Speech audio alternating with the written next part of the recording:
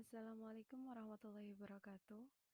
Hello, my name is Noviana Dwi Isnayanti, and I was born on the 20th of November 2000 in Banyuwangi, one of the district in the province of East Java. My parents are Osing people, so do I.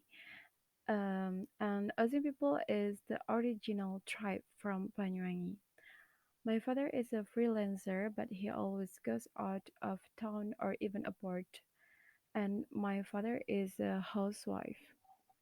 My mother passed away in March 2017 due to cervical cancer, and my father remarried about 2 years later. I have an older sister and also a younger sister. Um, in my childhood, I remember it very clearly that my parents were so strict with me that I never even came home after 6 p.m. But even so, I respect and love my parents a lot.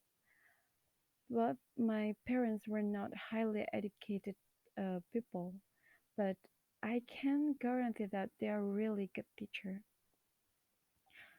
When I was a kid, my mother always taught me something new before I even learned it in school. I could read and also write even before I entered kindergarten. I swear, I really can do it. I guarantee that my mother is very good teacher. Besides my mother, my father also often helps me and my tasks, even with his busy work. And also every morning he teach me how to read the Holy Book Al Quran properly. And at my elementary school, I got the first rank since I was in third grade. Even my teacher always praised me because my recitation of the Holy Book Al Quran was very fluent. So I always proud of my my father because he teach me very well. Since in elementary school, studying is always be my obsession. I never thought about anything except that I always study like every time. And when I'm in junior high school, I got the third place from all classes in one batch. I actively participate in various competition and won several times.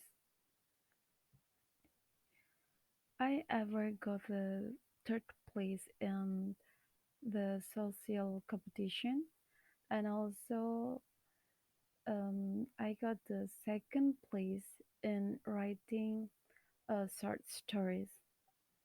I remember how I always work hard to maintain that place, but it is weird because in senior high school I lost all of my motivation for learning. In senior high school, students get fed up with a large number of subjects and begin to focus on their own goals. The students will start to focus only on the subject they like or the subject that suitable that match with their passion.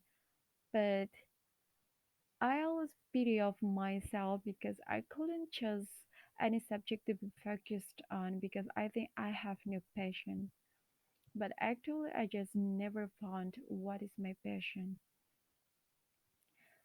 Like I stated before, my parents are not highly educated people, so my parents always thought that my goal in school was to get a decent job in the future. I think it's not the wrong mindset, it's not the wrong thought, but it's just not really good thought. So my parents wanted me to become a teacher because they thought teaching was a promising job. But I don't think so. I don't think I have the passion for it. Because I wanted to be an architect, but my family still um didn't think that a woman deserved to do that kind of work. Even though my parents wanted me to be a teacher. Actually, they still left the decision to me. It's just that I can see their disappointment with my choice,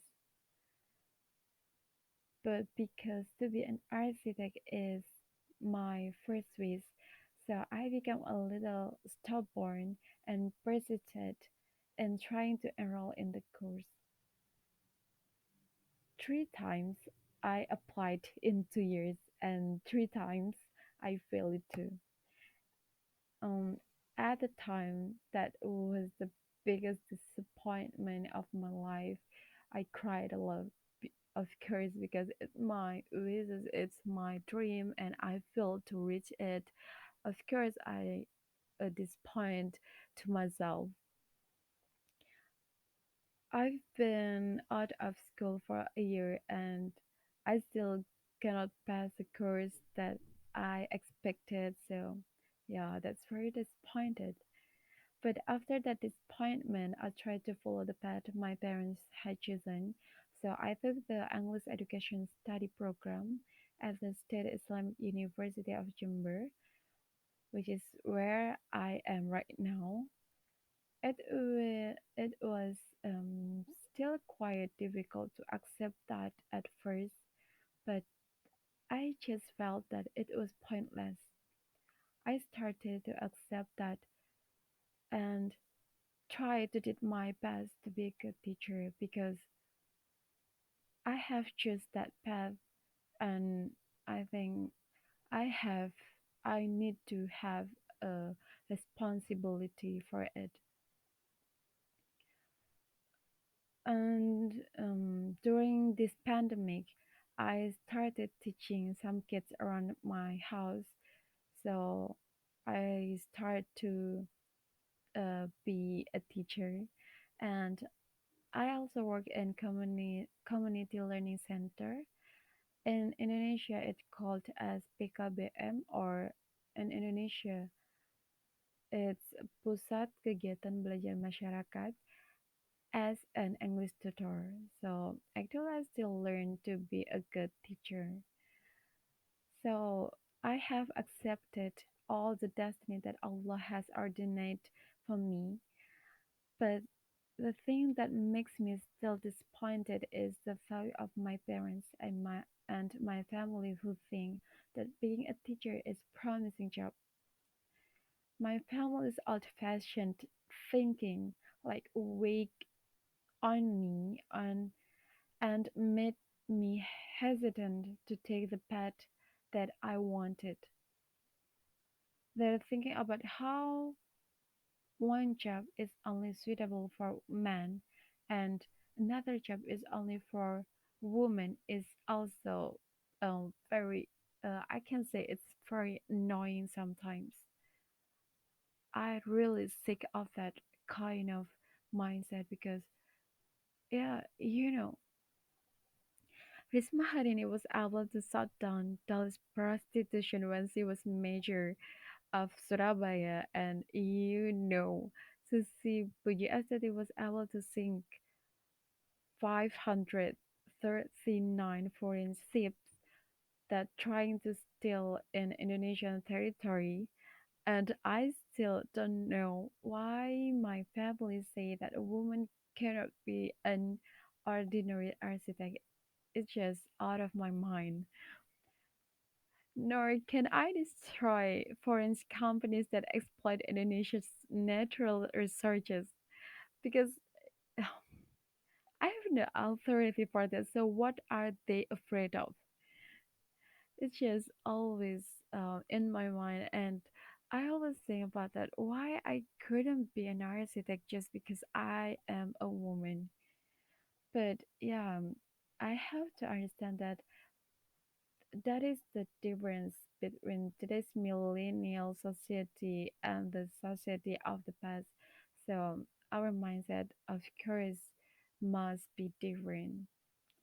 So that's my autobiography. So thanks for listening my long story. Thank you very much. Wassalamualaikum warahmatullahi wabarakatuh.